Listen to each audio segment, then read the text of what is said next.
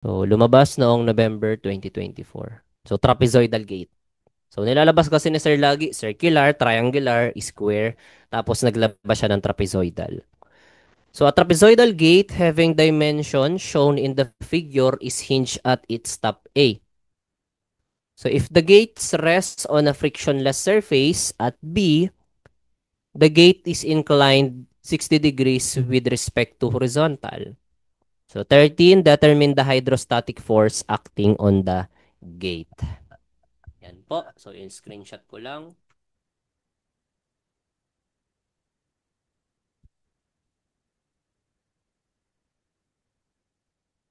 Yan.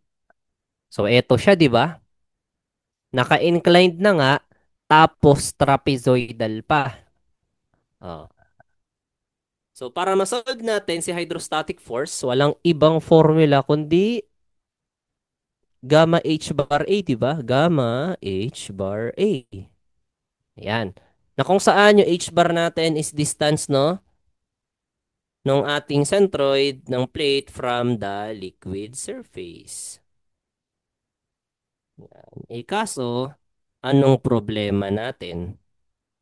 Problema natin si centroid. Wala tayong centroid, no? So since trapezoid 'yan, 'di ba? Binubuo ito ng dalawang common shape. Meron tayong rectangle and meron tayong triangle. Ayan. So hahatiin lang natin. Okay po. So yan yung pinakamadaling pag-cut natin. So to locate the centroid, gagamitan natin ito ng tinatawag na varignons, 'di ba? Varignons tayo. So, para ma-solve natin yan, kaysa mag-varignons, mode 3.1 na lang, di ba? Caltech yan na lang natin, mode 3.1. O, punta tayo kay mode 3.1. So, lalabas dyan X and frequency. Yan. So, X and frequency. So, ngayon, mode 3.1 tayo. Mode 3.1. Uy, walang frequency. Shift mode, arrow down 4. Then, on mo yung stat. Ayan. So, lalabas na si frequency. Di ba? So, paano nga tayo naglo-locate ng centroid gamit yung mode 3.1? 'Di ba, hahanap muna tayo ng reference line natin. So, since yung pag-measure natin is from the top, okay? From the top pababa, pwede kong gawin na reference line is dito banda sa taas. Yan. Ito yung gamitin kong reference line. Yan. Itong sa taas. Okay? So, isa-isahin natin. Una, itong rectangle. So, kung 1 meter yan, 2 meters ito, 3 meters yan. So, ang rectangle natin is 1 meter by 3 meters. Tama? Ito lang, pantay natin unti. Wala, hindi na siya maano. Yan, pantay ko lang ha. Yan, pwede na yan. So, 1 meter by 3 meters ang ating rectangle. So, kung 3 meters yung height niya from this point, ang centroid ng rectangle is 3 over 2, di ba? So, 3 over 2. Yan, baka maging 312. So, 3 divide 2, no? So, si calculator na bahala dyan. Kahit ilagay mo, 3 divide 2, walang problema. Tapos, ano yung area ng rectangle natin? 3 meters by 1 meter. So, 3 by 1. Okay? Next, yung ating triangle. So, yung triangle natin, since pareho lang sila, pwede nating ipag-isa. Tama? Pwede mong ipag-isa yan. So, kapag pinagdikit mo yan, ganito yung kalalabasan niya. Ay, laki. Ulit lang ha. Yan. So, parang ganito yung kalalabasan niya pag pinagdikit natin. Mhm. Ay, charot. Yan. O, di ba? So, kung 2 meters itong base ng trapezoid, bawasan mo ng 1 meter dito sa ating rectangle. So, matitira 1 meter na lang yan. So, magkakaroon tayo ng triangle na 1 meter yung base and ang height niya is 3 meters. Okay? Nakita niyo po, pinagdikit lang natin yan. Ipagtabi mo lang since pareho, so iisang triangle lang yan. So, nasaan yung centroid ng triangle? Andito banda. 1/3 from the base, 2/3 from the vertex. So, since ang ating triangle, ang vertex niya is andito mismo sa may reference line natin, ang layo niyan is 2/3 ng 3. Kaya 2 times 3 divided by 3. Tama? 2/3 of 3. So, ganyan mo lang isulat, no? So, kung kaya mo namang i-mental na, diretsuhan, pwede naman. So, 2 meters, di ba? 2/3 ng 3 is 2 meters. So, walang problema. Then, anong area ng triangle natin? 1/2 base times height. Or kahit ilagay mo, para one-liner lang, 0.5 times base times height. Yan. So, 1/2 is 0.5. Kaya 0.5 lang nilagay ko. Then, press CA. Okay? So, solve na natin si X bar. Ano po yung X bar niya? So, type lang sa calculator. So, 3 divide 2. 2 times 3 divide 3. Diba? 2/3 ng height. 3 times 1 and 0.5. Ayan po. So, shift 1 or kung kanon gamit nyo, ups lang, no? Ups. Uy, bakit data? Press CA, shift 1, var, tapos punta tayo kay X bar. Yan. Kaya ang ating centroid is 1.667, di ba? 1.6667 meters. Then, kunin ko na rin agad yung N. Di ba? N is the area. Yan. Para di ko na is-type ulit. Kunin na agad natin si N. Kasi gagamitin natin sa formula yan. Ayan. So, 4.5 ang area. 4.5 square meter. Ayan. So, okay na. Nasolve na natin yung centroid. So, using the formula, gamma h bar A, plug in lang natin. So, dito, 60 degrees daw ito, naka-inclined. Ayan, 60 degrees. 'Di ba? Ang h bar is the vertical distance ng centroid hanggang liquid surface. So, kung may 4 meters ka dito na initial, 'di ba? Ano yung additional height mo dito? 'Di ba? That is, tandaan mo, itong 1.667 is itong diagonal. Itong diagonal. Ito yung 1.667. So, para masolve mo itong vertical distance, di ba, this is the sine nito. Kaya pwede nating i-direct. FH is, anong gamma natin? So, seawater yan. 1.03. Ayan, sinabi seawater. 1.03 times 9.81 times H bar natin, 4 meters plus 1.6667 sine 60 degrees. Diba? Naka-incline daw yan ng 60 degrees. Tapos, eto, 1.667 yung centroid. Usapan natin is vertical distance. Kaya isa-sine mo yan. Sine 60. Then, times area. Ang area natin, eto, si 4.5. Na-compute na natin. No? Area lang ng trapezoid. 4.5. Kaya, solving for FH, eto po yung ating hydrostatic force.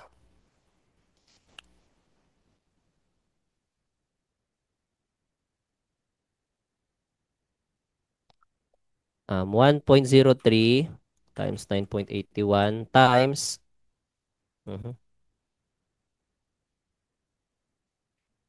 4 plus 1.6667 sine 60 times 4.5. Ayan po na. So, lalabas na ang ating hydrostatic force is 247.51 kilonewtons. Okay?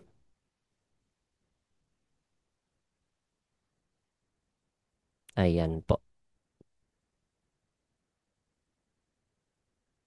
Ayun. Next, number 14. So, 14 is find the location of the hydrostatic force from the hinge A. So, saan yung hinge A? Ito yung hinge, no? This is the hinge. So, erase ko na lang to, ha? Nakita nyo naman yan. So, hinge A. Ito si hinge A.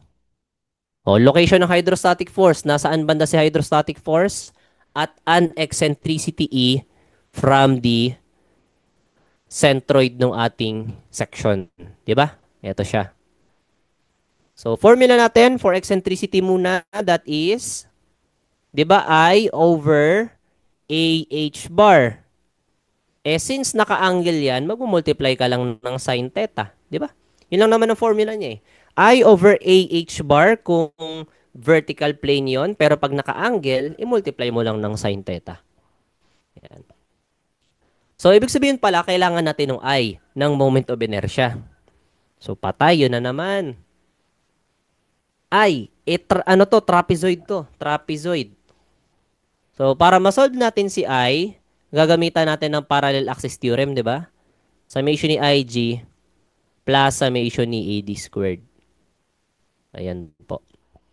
So, I is equal to summation ni IG. May rectangle tayo. Ang kanyang base is 1 and height is 3 meters. So, BH cube over 12 plus yung triangle natin. Ang base is 1, ang height is 3. So, B H cube over 36 plus AD squared. O, paano tong AD squared? Di ba yung area i-multiply mo sa distance ng centroid? So, caltekin na lang natin. So, para sa caltech niyan, kung hindi nyo pa binura yung mode 3.1, andito pa ba? Check natin sa data. Ayan. Kung dito pa, di ba that is simply n sigma x squared, di ba? Or x sigma n squared. Ayan. So, ito na yung AD squared natin. Yung caltech natin para dyan. So, that is 0.25. So, ito, yan, di ba this is n x sigma n squared. Yan na yung caltech. So, this is 0.25. Kaya lalabas ng ating moment of inertia is equal to over 12 plus BH cube over 36 then plus 0.20. Ayan po, no? 3.25. So, ito ang ating moment of inertia. Yan. So, meron na tayong moment of inertia. Pwede na nating i-plug in sa formula. So, E is now equal to 3.25 all over area na 4.5 times H bar natin. Nung H bar, di ko pala na-simplify to. So, 4 plus 1.667 sine 60. Sulat ko na lang. So, I natin is 3.25 and H bar is 4 plus 1.6667 sine 60. 'Di ba? Then wag kakalimutan since naka-inclined 'yan, may sine 60 ka pa. Sine theta. So E is now equal to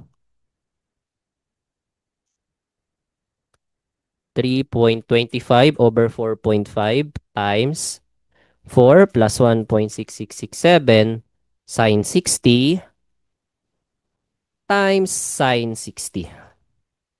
Ayan. Kaya lalabas na ang ating E is 0.115 meters. Okay po? Yan. So ngayon, ano bang tinatanong? Find the location of the hydrostatic force measured from the hinge A. So from hinge A, ang ating centroid is, ito yun, di ba? Yung 1.6667. Ayan. So i-plus lang natin yung eccentricity E. Kaya magiging distance natin now is, or from centroid, y sub, ano ko na lang? Sige, distance A na lang. That is 1.6667 plus 0.115.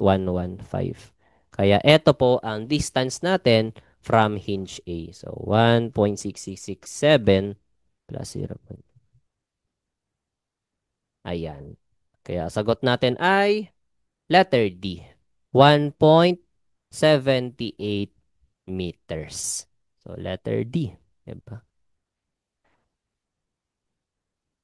Okay po. O sabi sa inyo, di ba, medyo matrabaho tong tanong na to. Yan. Pero yung lumabas nakaraang November 2024, hindi siya situational. Isa lang, no? Ito lang mismo, binigay, tapos ano daw yung hydrostatic force. So, ito yung medyo madugo-dugo na part, yung sa eccentricity. Kasi magmo-moment of inertia ka pa eh. Di ba? Ayan. So, hanapin mo pa, kaltikin mo pa yung AD squared. So, yan yung medyo critical na part. Pero alam kong maning-mani sa inyo to. Ba?